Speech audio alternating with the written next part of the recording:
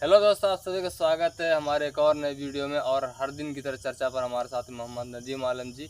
तो आज हम बात करने वाले हैं फ़िलिस्तीन की। जिस तरह से वहाँ लोगों को मारा जा रहा है, बच्चों को मारा जा रहा है, महिलाओं का इज्जत लूट लिया जा रहा है, इस पर अगर हम हिंदुस्तान से आवाज़ उठाते हैं तो हमें देशद्रोही कहा जाता है। तो नदीम आलम जी, जैसा कि आप जानते हैं कि फ़िलिस्तीन के अंदर हमारी एक बहुत बड़ी मस्जिद है, मस्जिद अक्सा।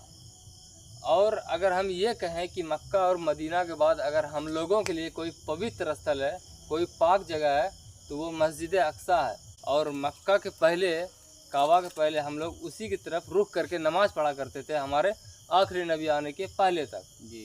तो वहाँ के लोगों पर जिस तरह से जुल्म हो रहा है, लोगों को मारा जा रहा है, काटा जा रहा है, लोगों के घर बर्बाद कर दिए जा रहे हैं, मस्जिदों को तोड़ा जा रहा है, और इस बारे में अगर हम भारत में आवाज़ उठाते हैं हम अपने पवित्र स्थल के लिए, तो हमें आतंकवादी कह दिया जाता है। ऐसा क्यों होता है? सबसे पहली बात, यहाँ की सरकार कभी भी फिलिस्तीन के खिलाफ नहीं गई, कभी नहीं गए, कभी नहीं गए।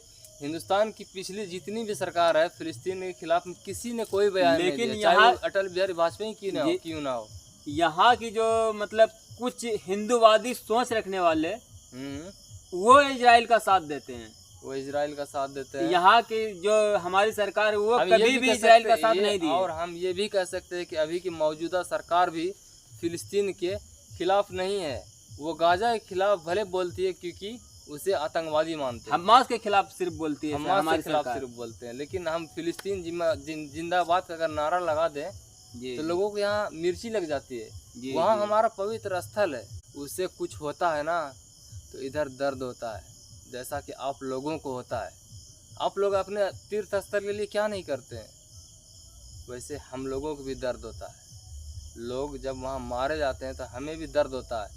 पाकिस्तान में कुछ भी हो जाए हम लोगों को कोई मतलब नहीं है, पाकिस्तान कल ख़त्म हो जाए, आज का सवेरे का सूरज ना देखने पाए, हम लोगों को कोई तकलीफ़ नहीं होगी। लेकिन फ़िलिस्तीन पर जब आँच आएगी तो हमारा खून तो खौलेगा ना। हम फ़िलिस्तीन जिंदा का बात का नारा लगाएंगे ना। तो नदीम आलम जी, हम प्रधानमंत्री से क्या ये कह सकते हैं कि हमारे लिए आप कुछ कीजिए, वहाँ पर जंग को रोक दीजिए? आप तो जंग रुकवाने में माहिर हैं, आपके एक फ़ोन कॉल से बड़े बड़े जंग रुक जाया करते हैं। तो क्या हम नरेंद्र मोदी जी से हम ये नहीं कह सकते कि आप हमारे लिए जंग रुकवा दीजिए? वहाँ हम लोगों के बहुत सारे लोग मारे जा रहे हैं, हमारी मस्जिदों को नुकसान पहुँचाया जा रहा है, क्या हम कह सकते हैं? एकदम कह सकते हैं, क्योंकि अभी तक का रिपोर्ट है कम से कम 80,000 से भी ज्यादा वहाँ पे कत्ले आम हो चुका है गाजा के अंदर। जो कि 20 लाख की आबादी थी, जिनके अंदर लगभग में ये रिपोर्ट मतलब अखबार बताती है कि 80 जमीनी स्तर पे कितने लोग वहाँ पे शहीद हुए हैं। पत्रकार का भी सरवाइव करना बहुत ही मुश्किल है, इसलिए जमीनी स्तर पर कोई भी रिपोर्ट अभी वहाँ बनना मुश्किल है। जी जी। अभी जो गाजा के अंदर 8-9 महीना के पहले की तस्वीर देखें और आज की तस्वीर देखें तो आपके आंख से आंसू की, यार कोई भी देखेगा दुनिया के का तो वहाँ के बच्चों को बिलखता हुआ। और ये अरब देश जो है, जितने भी अरब देश हैं, सब हाथ पे हाथ रख के गुलाम बने बैठे हैं अमेरिका का, इजराइल का। क्योंकि गाजा के अंदर तेल नहीं है, पेट्रोल नहीं है, कि ईंधन नहीं है इसके अंदर, गाड़ी के अंदर कि वो बच्चों को अस्पताल तक ले जा पाए, लेकिन वो कुछ नहीं कर पा रहे हैं। यार हमारे जिस समय मोहम्मद सल्लल्लाहु अलैहि वसल्लम का दौर था 313 थे, लेकिन यही यहूदी इजरायली पूरे 313 को बर्बाद करने के लिए पूरा दमखम लगा दिया। लेकिन 313 इन यहूदियों को नाक तले जमीन चटाए थे। लेकिन आज लगभग में अगर 3/3 दुनिया की आबादी है तो 1/3 सिर्फ मुसलमान है, लेकिन इस पर भी हम मुसलमान का वहाँ तक नजर ही नहीं जाता है। आज अपने अपने ख्वाहिश में हम लोग, अरब देश हुआ, जितने भी मुसलमानी देश है, सब अपने अपने। सऊदी अरब हमेशा से उस पर अपना हक जताता आया है और कहता है कि ये मेरा है। तो आप क्यों कुछ नहीं करते हैं? आप तो अय्याशी में डूबे हुए हैं, आपका हिस्सा जल रहा है, लोग मर रहे हैं। नदीम आलम जी, वो अरब देशों को तो छोड़ दीजिए, और वो ऐसी क्या होता है, कितने मुसलमान देशों का जो झुंड है, झूठ मूठ की बनाया हुआ, उनसे कुछ नहीं होने वाला। कुछ उम्मीद भी मत रखिए, नहीं कर सकते हैं। तो हम नरेंद्र मोदी जी से क्या उम्मीद कर सकते हैं कि वो जी। हमारे लिए कुछ करे? वो हमारे देश के प्रधानमंत्री, जी, उसके लिए हमारे दिल में सम्मान है। जी जी हम भले ही अन्य मुद्दों पर हम आपको घेर लेते हैं प्रधानमंत्री जी, क्योंकि वो मुद्दा जनता से जुड़ा होता है, लोगों की ज़रूरतों से जुड़ा होता है, लेकिन आपके लिए अंदर से हम लोगों के दिल में सम्मान है। आप हमारे देश के प्रधानमंत्री हैं, तो हम नरेंद्र मोदी जी से क्या उम्मीद कर सकते हैं? क्या कह सकते हैं उन्हें? हम यही कह सकते हैं, सिर्फ आवाज़ उनके तक पहुंचा सकते हैं कि मोदी जी बहुत अच्छे विदेश नीति बहुत अच्छी है, उनकी अच्छी पकड़ है, अच्छी पकड़ है। और ये कैसे उनके युद्ध को रोकवा सकते हैं, क्योंकि इजराइल भी इनका अच्छा दोस्त है और अमेरिका भी दोस्त है, जापान भी दोस्त है। इनसे कह के युद्ध विराम किया जा सकता है।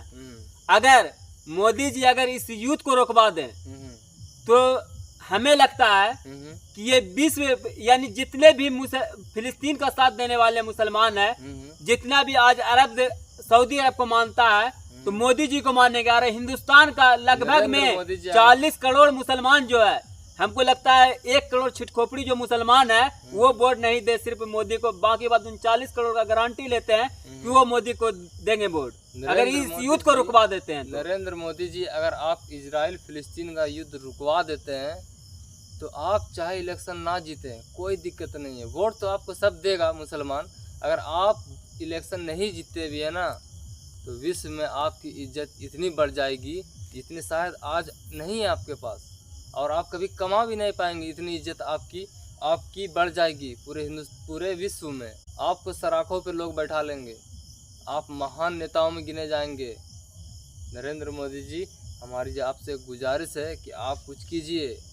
और दोस्तों, आपको ऐसा लग सकता है कि हमारे नरेंद्र मोदी जी कुछ नहीं कर सकते हैं। हाँ, हो सकता है कुछ नहीं कर सकते हैं, उनमें कम उतना दम नहीं हो, लेकिन आपको मानना होगा कि हमारे देश में अभी भी इतना दम है कि जहाँ चाहे जिस युद्ध को चाहे रुकवा दे। जी जी है अभी भी हिंदुस्तान में पावर, वही ताकत है, पुरानी ताकत आज भी है, सोने की चिड़िया। वो अलग बात है कुछ नेता यहाँ पर भारत को भ्रष्ट करने में लगे और मोदी जी, इतिहास उसी का लिखा जाता है जो कि बुरे वक्त को टाल सके। और आज बुरी तरीके से फिलिस्तीन बर्बाद हो चुका है, और आप इस युद्ध को अगर रुकवा दें तो आप इस दुनिया के सबसे पहला नेता होंगे जो कि इस युद्ध को रुकवाए।